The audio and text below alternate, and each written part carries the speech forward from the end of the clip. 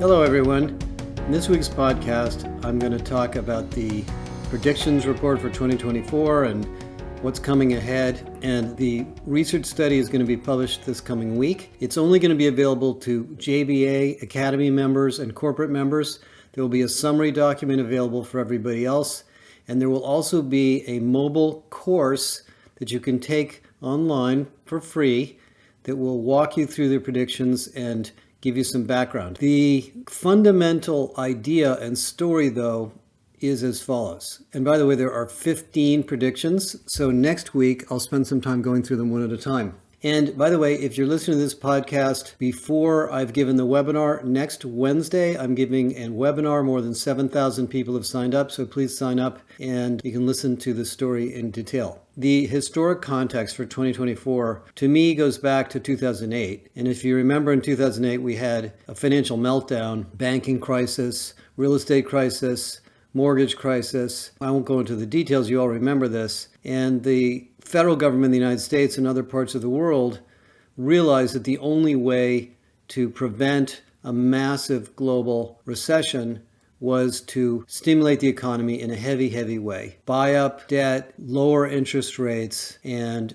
pour money into the economy to allow companies to underwrite and repair the debt that had been created from the derivatives that caused the 2008 recession and allow consumers to try to save their homes. Didn't work super well for a lot of people, but it worked for many people. And so from 2008 through essentially 2019, for 11 years, and in the middle of that, we had a tax cut to help, a corporate tax cut. The economy grew, interest rates were very low, there were a lot of jobs, and most of our businesses did pretty well coming out of that period. It was a big shock, as all recessions are, but if you look back on it, that was 11 years of improved employment, low interest rates, near zero interest rates. The stock market went up a lot. I don't remember the numbers. I could look it up. And we did a lot of digital transformation and moved to the cloud and all those other things. And then we had the pandemic. And right before the pandemic, in December of 2019, we were at a 3.4% unemployment rate in the United States, very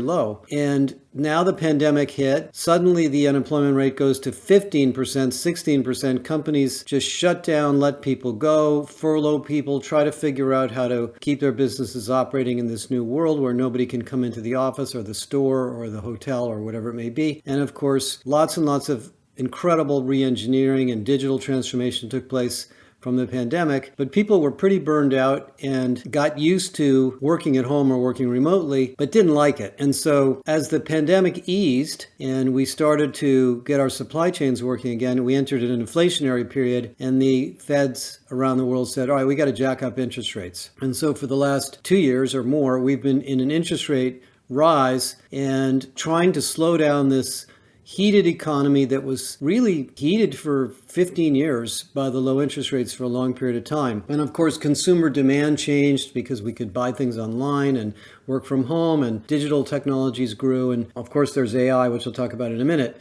But essentially, from the standpoint of the workforce, we created an environment where it was common and often considered normal to work from home, to have multiple jobs, to be a contractor, to work different gigs, and unemployment stayed low. And it's still low. It's 3.8 last month, and I think it's going to be low for a long time, maybe for decades, because in addition to all this, we've had a reduction in the number of people working.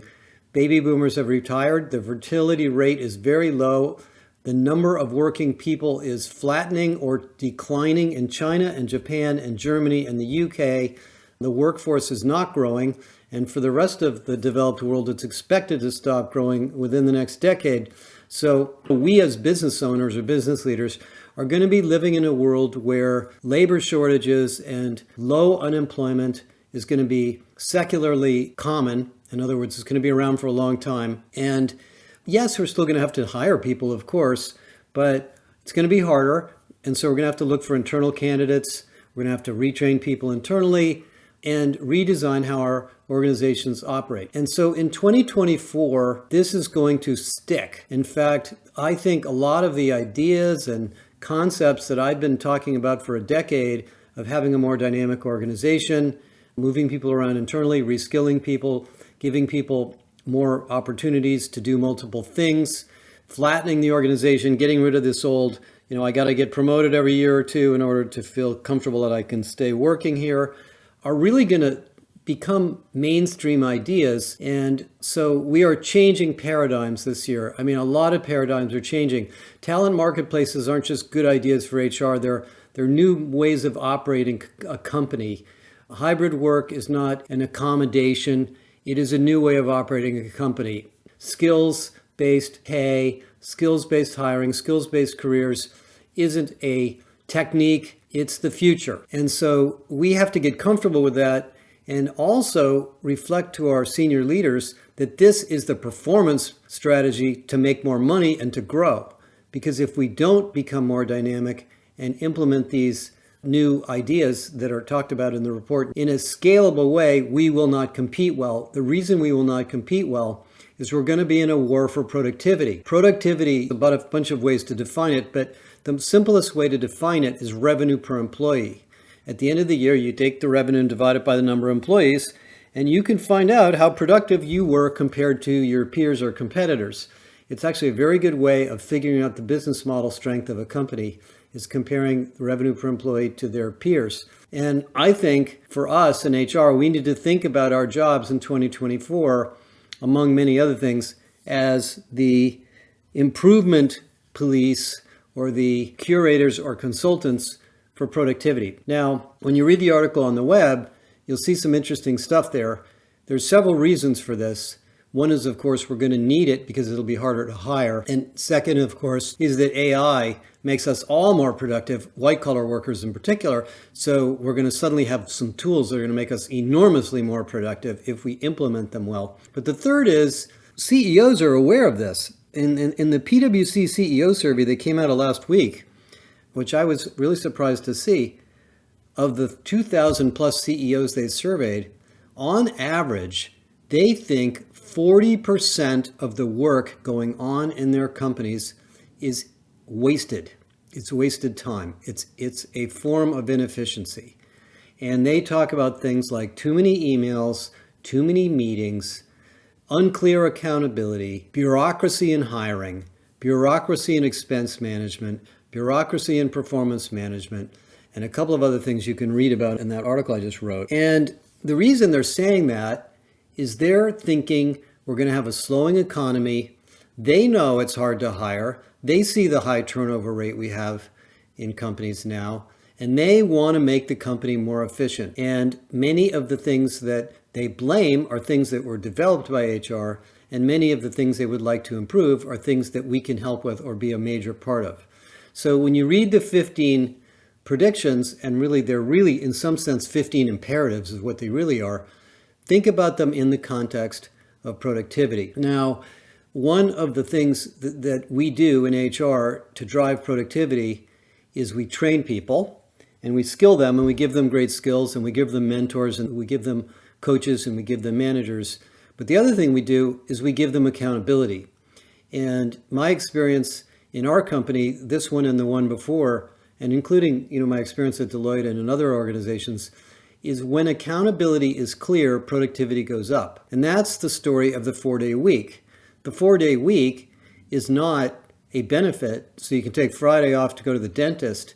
The 4-day week is saying to the employee base, we're going to get rid of some of the wasted time around here. We're going to clarify what you're responsible for and get rid of the things that are getting in your way so you can do 40 hours of work in 32 hours. That's a productivity initiative. And the flip side of all this is that employees are now demanding this. And you'll see in the article that one of the other things that's new is employees are starting to feel activated. In fact, employee activation is going to be a big story you're going to hear about from us. We're just finishing a big research report on this. Look at the growth of labor unions. Look at the turnover rate. Even now, in this economy, the turnover rate in the United States is 2.3% per month. 25% of the workforce changes jobs every year. That is not going down. It's probably going to go up because there are so many jobs and so few people. I think I mentioned this on the last podcast. There are coffee shops paying $1,000 bonuses for $15 an hour workers because they can't find them. In fact, when I was in Hawaii, a couple of people who had bought houses over there told me, we're not even able to find a contractor to install a new oven. We have to fly somebody in from the mainland because there's no contractors available. And that's a problem that I think we're going to see in a lot of companies where we just cannot find enough people, quantity and quality, to do the work that we need to do, which means we're going to automate it and we're going to have to use AI and other tools. Automation has been going on for decades. In fact, if you look at the charts in the article, you can see that the size of the workforce in the United States, in terms of the number of working people, it's about 160, 170 million in the United States now, has only gone up by a few percent per year, maybe even less over the last 50 years. But the GDP has gone up by 600, 700%. The reason for that is automation. That's what companies are all about, is finding ways to do more customer value work better and faster with less and less resources, including.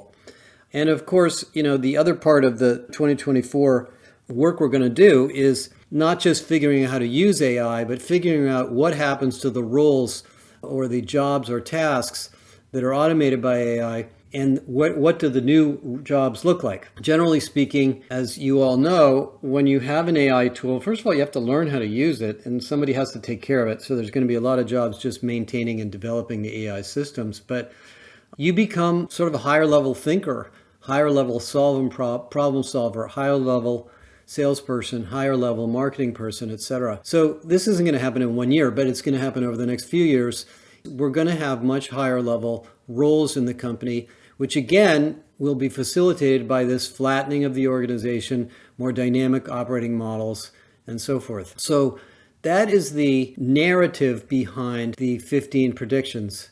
Now, for HR itself, there are many things in there: skills projects, re-engineering and dramatically improving the recruiting process, implementing AI in learning and development. I call it the autonomous learning platforms.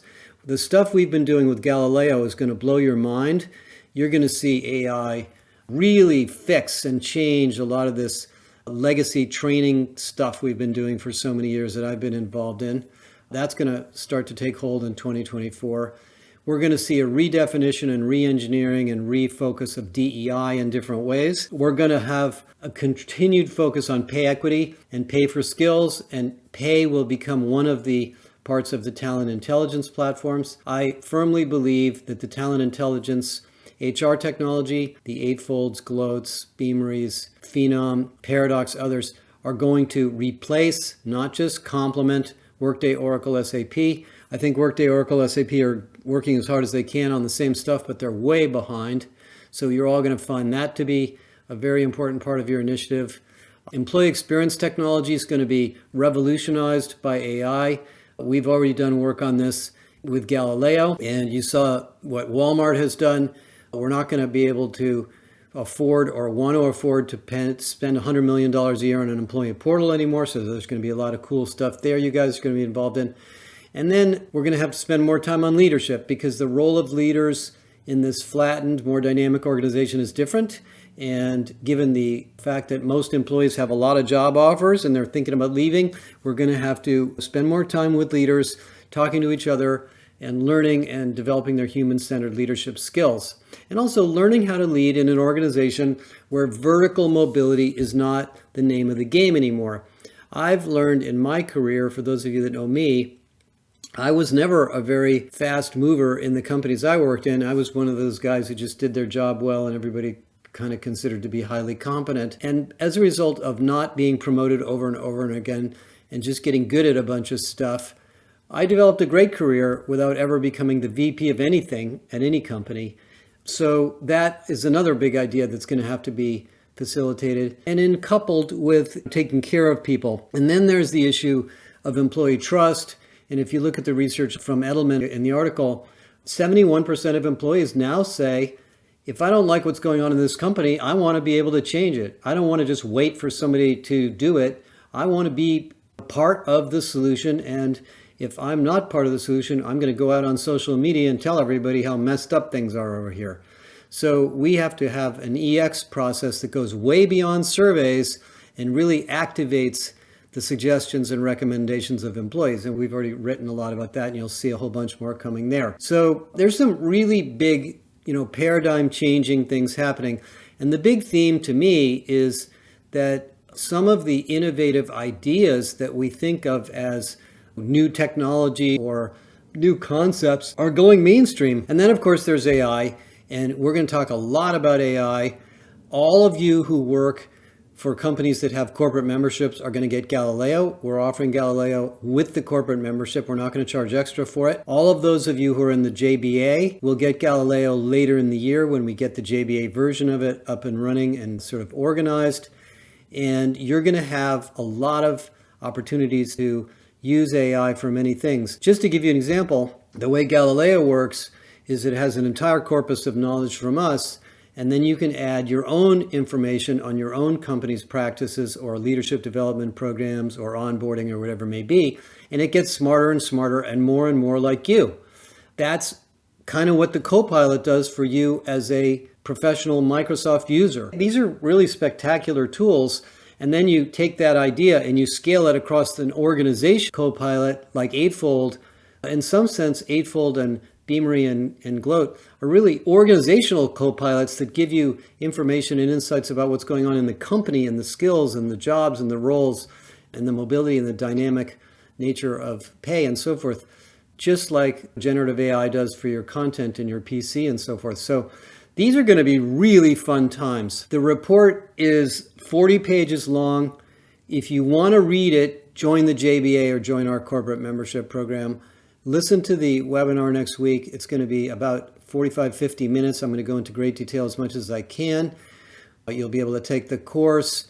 We are really going to spend a lot of time over the next couple of months talking about not only all of the topics in there, but getting you to Irresistible in May, because in May at Irresistible, we're going to have a spectacularly interesting group of people talking about all of these changes and showing you examples of how these innovative ideas are being implemented. The final thing I'll leave with is you spent a lot of time over the holidays working on the predictions and thinking about my life. Our core business is really educating and informing and advising you. We don't really think of ourselves as a product company. We think of ourselves as an advisory company through a lot of scalable offerings. And research is a part of that. Research is the tool or fuel we use to get the information and validate it so that you believe what we say and trust it, and we can give you examples. And in that vein, the lifeblood of what we do is stories from you about what you're doing, how you're doing it, what's working, what's not working, and so forth. So I want to just encourage everybody who listens to this podcast, if you're doing something cool or exciting or something's blowing up in your face, please share it with us. We are a very listening-centric company. We have lots of people that are willing to call you back and spend time with you. And that's another big part of 2024 for us, is continuing to grow this communicative process that we have in the HR domain. Also, we will be at a lot of conferences this year. We're going to the HR Tech Conference in the US and in Europe in May. We're going to all the Unleash conferences. I'm going to be doing a big keynote and a demo of Galileo at the Transform conference in March with the CEO of Sana, and I think a lot of you guys are going to want to come to that. And we're going to go to Europe a couple, 4 or 5 times. We've got some stuff going on in Asia. So if you want to just kind of meet up, you can come to those conferences. We try to do workshops at the conferences, at most of them. We also go to a lot of vendor conferences, so you'll see us there. And I'm always interested in talking to you guys face-to-face or one-on-one. So more to come on the predictions. Come to the webinar next week. You'll see the infographic. You can download that. You're going to be able to get the course. And I want to get your feedback. So have a great weekend, and we'll talk more next week. Bye for now.